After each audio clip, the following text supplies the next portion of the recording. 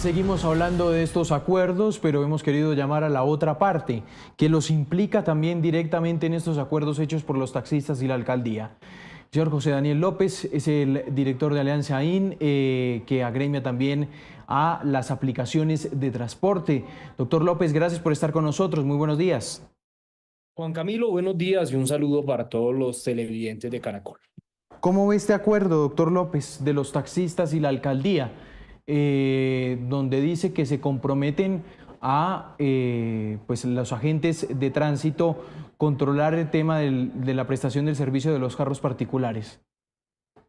Bueno, Juan Camilo, yo creo que acá la solución es la regulación, no la persecución ni la prohibición. Hay más de 100.000 familias que generan ingresos en Colombia a través de las aplicaciones de movilidad. Buena parte de esas familias son familias bogotanas con el derecho al trabajo y que utilizan la tecnología como un medio para llevar sustento a sus casas. Claro que es respetable que haya habido un diálogo entre la administración y un sector del taxismo, porque es un sector que se opone a las plataformas. Pero este diálogo debe ser un diálogo mucho más amplio.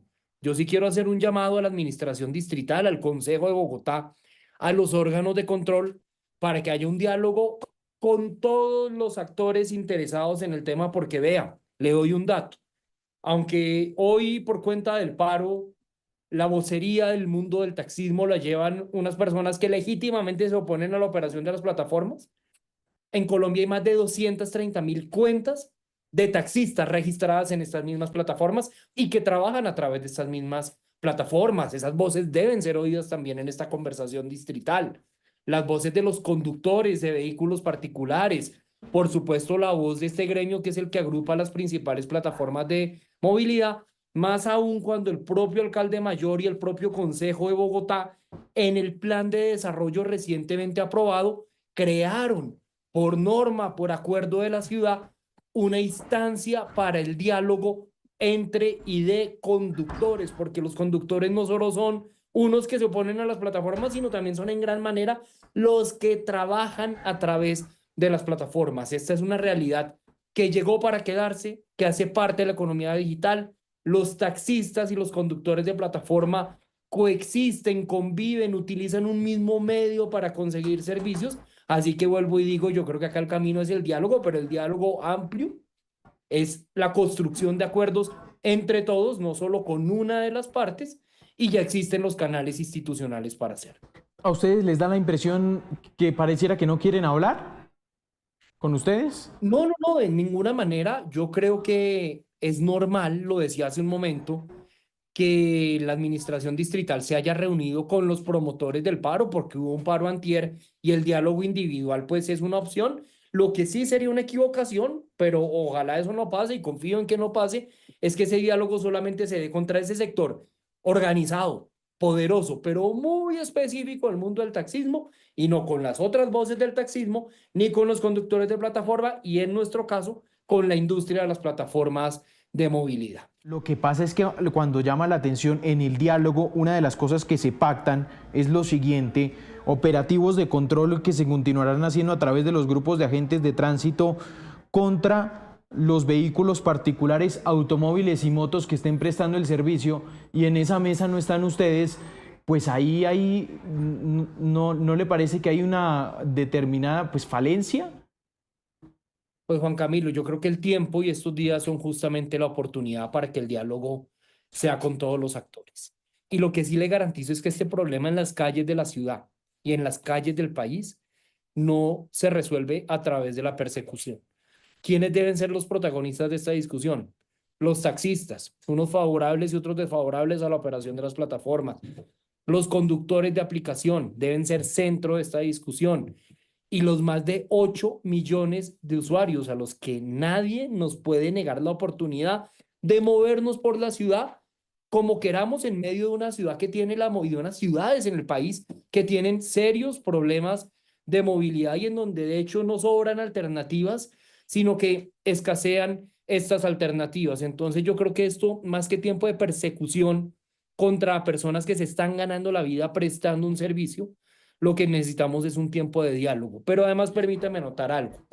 A veces en esta discusión queda la sensación, y digo, no en esta entrevista, sino en la conversación pública, que la actividad que prestan estas personas con carros particulares es ilegal.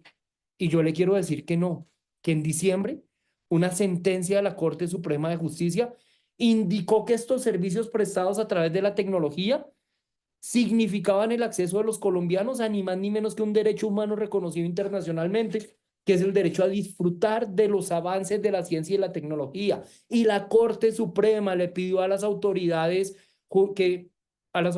jurídicas que a la hora de aplicar unas normas de transporte que son unas normas viejas de finales del siglo XX, tengan en cuenta el desfase que hay entre la época en la que se producen las normas, cuando a duras penas teníamos correo electrónico y eso, y la realidad actual en donde es perfectamente movernos a Poniendo través de eso, servicios poniendo intermediados por eso aplicación. y aterricemos eso entonces y pongámoslo en plena 26 rumbo al aeropuerto, donde al señor vehículo particular cogen y le inmovilizan su carro. ¿Puede presentar ese argumento para que no se lo Ya. inmovilicen?